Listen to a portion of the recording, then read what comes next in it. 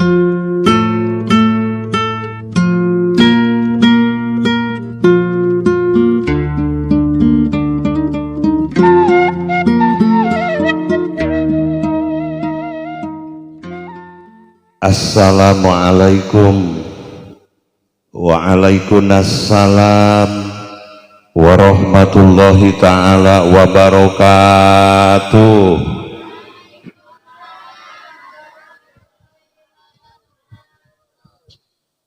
Alhamdulillah,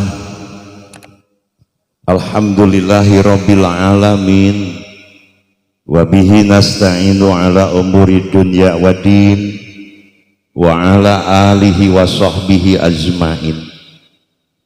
La haula wa la quwata illa billahil aliyyil azim.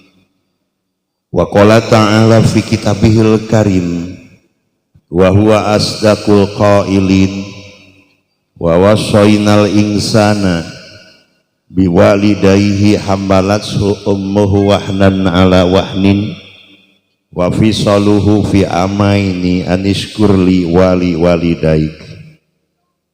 Wa qala Rasulullah sallallahu alaihi wasallam, al khitan sunnatul lirrijal wa mukramatul linnisa. Bini sepuh jaler istri kanggo mukodimah sejak alap cekap ka pembicara nu langkung ti payun. Ibu bapak sadaya sigana teh nu reueus. Padahal mah ku abdi teh tos dianjurkeun pun abdi teh supados kanggo ngisi tausiah teh ngulem ustad anu sanes. Daging saur pun abdi teh atuh etang-etang kaul we cenah kitu saurna teh. Da panginten dina ieu waktos ge abdi sejak ngalaksanakeun pamundutna etang naur catur mayar bukti ulah janten tunggul sirungan catang supaan gantar kakaitan caturna kapungkur buktosna ayeuna insyaallah dilaksanakeun. Bapak Ibu sadaya anu dimuliakeun ku Allah Subhanahu wa taala, lamun seg urang ngemut-ngemut kana kanyaah kadeudeung nu janten sepuh urang ka diri urang, khususna ieu pun adi ka Mang Adel, khususna ka murang kalihna perjalanan ku anjeunna teras dilalui sehingga prosesna teh ti kawit dikandung kene ieu murang kalih teh tos ngajantenkeun ibuna teh wahnan ala wahnin, kaayaanana teh susah, kaayaanana teh payah. Dugi ka umur 4 bulan kandungan teh ngulem ka abdi najan abdi rakana diulem pang nyanakeun ibu-ibu hoyong yasinan aripek teh nguping-nguping teh da seep saurna teh 1 jutaan mah kadang langkung teh upami bapak atanapi ibu gaduh nopan sasihan dan keung upami ngonang ka abdi gaduh 1 juta teh nyalain ka abdi wungkul kan kedah aya lalabuh kadang-kadang sok aya nu dibahanan pan uih nanya bu teu cekap ku 4 sasih kandungan tos 7 sasih kandungan teh ngonang deui nya kirang langkung biayana sakitu deui we dugi ka yuswa salapan ka 10 medal margi dina bahasa urang pan ginding sabulan ngaherang 2 bulan lumenggang 3 bulan gumulung 4 bulan mangrupa 5 bulan usik 6 bulan malik ka 7 bulan kolot ka 8 bulan ngora ka 8 10 medal. Waktu ngalahirkeun teh sakitu susah payahna kesang tiis kesang badag bahkan teu jarang aya anu ditukeran ku nyawa nalika ngalahirkeun anu janten murang kalihna. Salamet tu salametna tapi prosesna rumit sabab proses murang kalih dilahirkeun teh rupi-rupi aya nu babari pisan, kadang-kadang hoyong kahampangan nuju ka kandungan ka sumur hampir teka tampanan cenah budak teh lahirna babari pisan. Aya nu ngalahirkeun teh kedah digugulung digemrong, aya nu ngalahirkeun teh da ayeuna mah memang kedahna dicana kabidan, tapi aya nu dilahirkeun teh teu tiasa ku bidan. Buktosna aya di urang termasuk kapungkur tah pun anak kedah dicana ka rumah sakit anu pada akhirna kedah disesar. Itu proses perjalanan manusia lahir ke alam dunia teh rupi-rupi, aya nu gampil, aya nu hese, aya nu hese pisan. Sabaraha cenah bayaranana eta sesar teh da BPJS teh kadang-kadang aya payu aya henteu teh. Ngawelas juta. Teu cukup ku eta datangna saatos salamet. Pan geus ngemutan deui kanggo akekahanana teh. Mun pamaget mah komo da hayang 2 cenah domana teh. Domba anu 2 jutaan, lamun 2 teh geus 4 juta, cantum pengeunana. Ai 6 juta mah seep we teh. Mun dietang-etang ti awit tadi 4 bulanan, 7 bulanan, lahiran dugikeun ka salametanana jigana 20 jutaan mah tapi hebatna nu janten sepuh arido we henteu asa dirugikeun sapedah nu jadi anak dilahirkeunana dina kaayaanana sapertos kitu. Sabab moal aya hiji sepuh anu perhitungan kanu jadi murang kalihna. Tapi beda mun anak kakolot sok rada perhitungan. Sabab kanyaah kolot maka anak sapanjang jalan, ari kanyaah anak mah kanu jadi kolot ngan sapanjang gantar, sapanjangna oge gantar. Kolot mah anak 11 ka urus. Anak mah 11 kolot hiji teu ka urus. Urang gitu teh. Laras dah gitu memang. Da kuasa kitu urang mawas diri sing horeng kanyaah nu janten sepuh kanu janten murang kalihna teh teras sapanjang jalan meh teu aya buntuna. Tapi saparantosna ieu murang kalih sakitu hese beleke nu jadi sepuh kanyahokeun ku urang sadaya. Dina Al-Quran teh murang kalih teh kabagi kana 3 bagian. Murang kalih teh anak-anak urang, mudah-mudahan we anak urang mah sing kalebet kana golongan anu sae. Ngan anak teh hakikatna kabagi kana 3 bagian. Urang bagian nu mana? Anu kahiji anak teh lebet kana golongan qurrata ayun.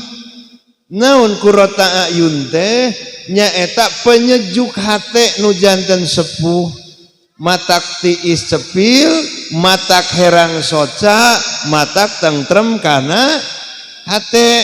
Manawi tos satiap netepan urang kedah ngadoa eta Robbana hablana min azwajina wa dzurriyyatina qurrata ayun. Ya Allah pangeran abdi sadaya paparin abdi sadaya ti bojo abdi sadaya sareng ti turunan abdi sadaya teh penyejuk kana hate abdi. Ieu mah lebet kana golongan qurrata ayun. Ngadoa urang sadaya murang kalih urang sadaya turunan urang sadaya sing kalebet kana golongan qurrata ayun. Ya qurrata ayun namina. Saha nabi-nabi kapungkur anu ngagaduhan murang kalih qurrata ayun? Soor.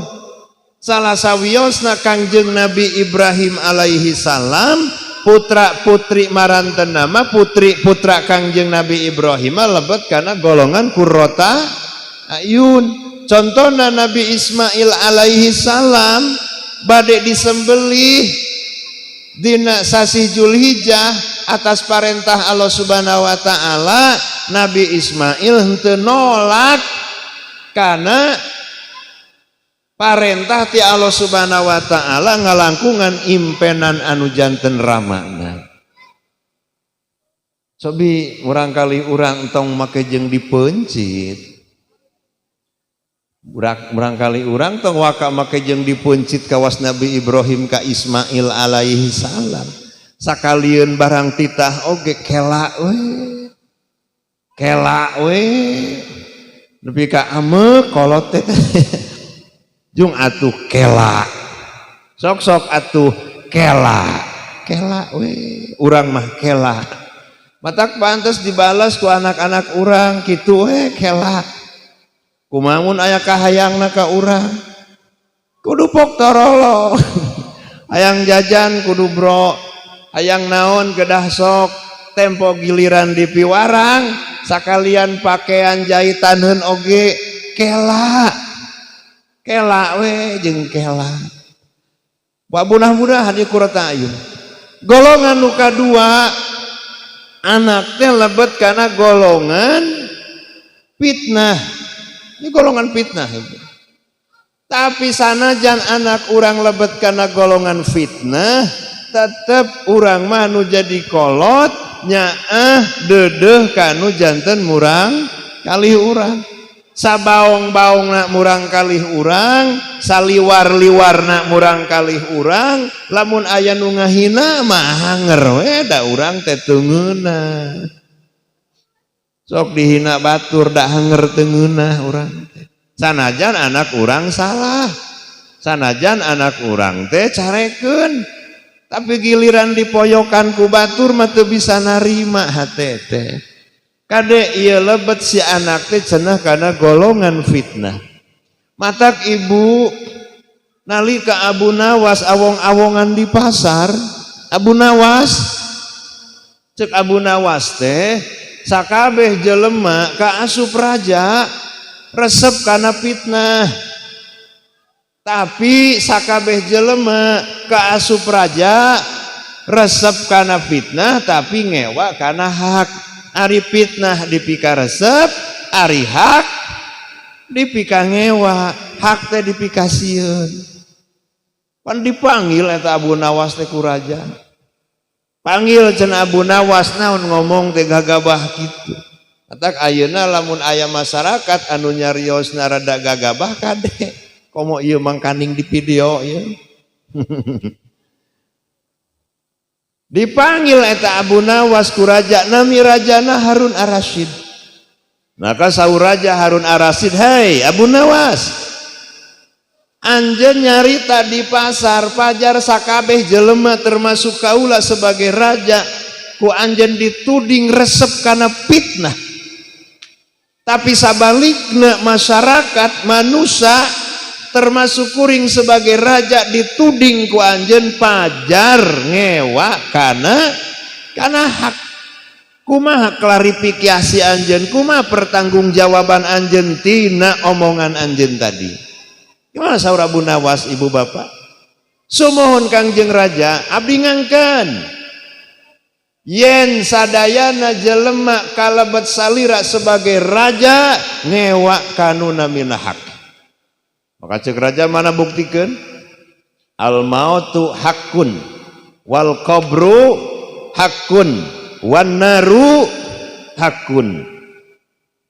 Saur Abu Nawas, maut teh hak, kuburan teh hak, neraka teh hak. Nah sakirana salira wahai raja resep atawa sieun ku maut.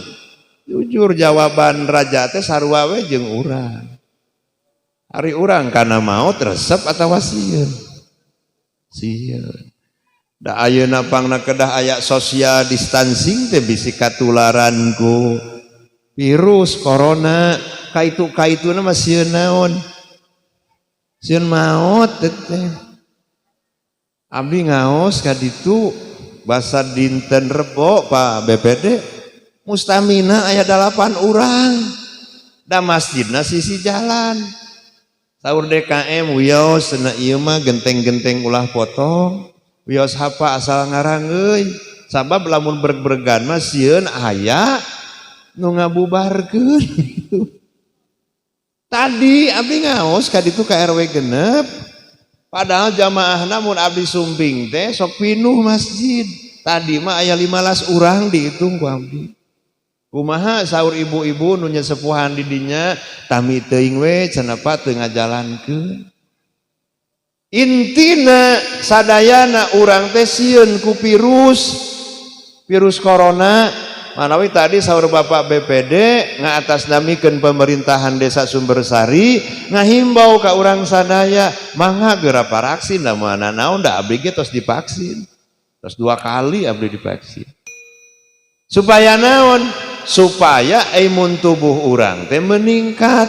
Tadi saur Bapak BPD informasi ti dokter lamun teu acan divaksin imun tubuh urang ngan genep, tapi mun tos divaksin mah naik janten 8. Mun teh mah virus corona anger bakal keuna mah keuna ngan moal sakit saperti jalma anu teu acan divaksin. Manawi tong sieun divaksin teh.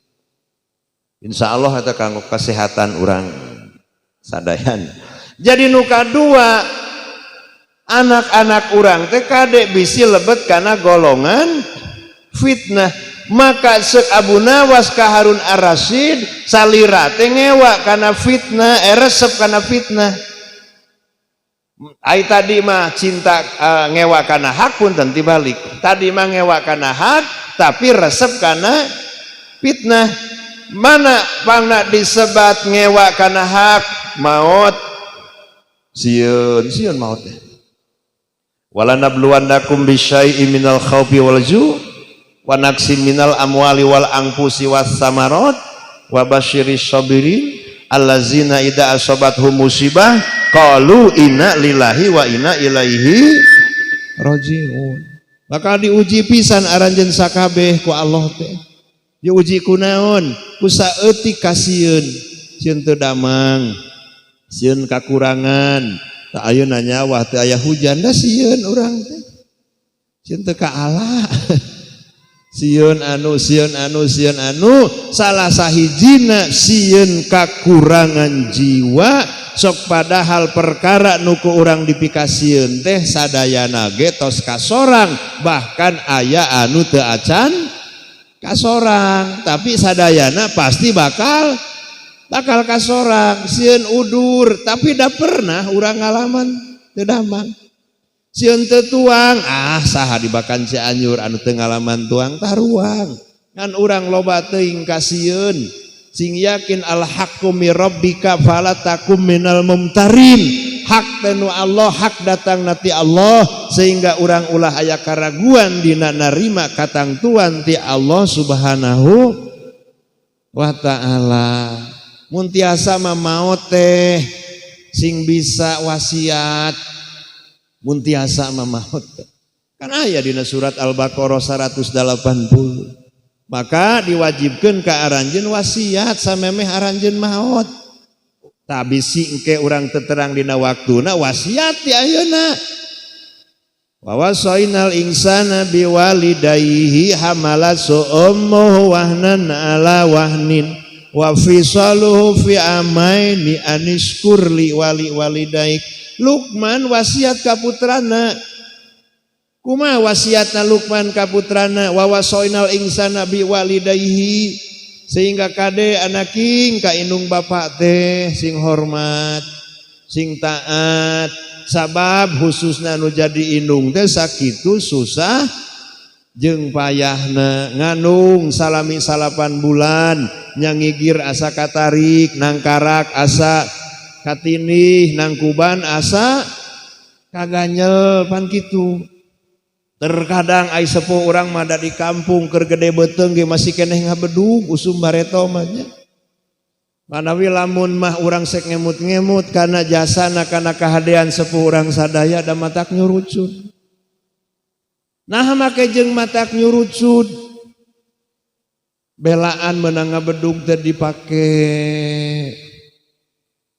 ngipayahan matak sok emut eta ngagoreng nog hiji ti dijejewet di kitu-kitu. Budak ayeuna teu ngalaman nog hiji dijewet ku eta ku sosodok di kita. Nog jadi belah opat dina katel teh. Semoga dia sok sapeteng sewang gitu. Budak ayeuna mah dua ku nyalira ditambah mie. Zaman beh ditu mah eta di bahanan ngangondoma teh asina sapotong. Yang asin we sapotong. Ngangondoma teh. Budak ayeuna teu beukieun acan. Asinna oge. Otak pantes budak anu palalinter. Dan kabalinger.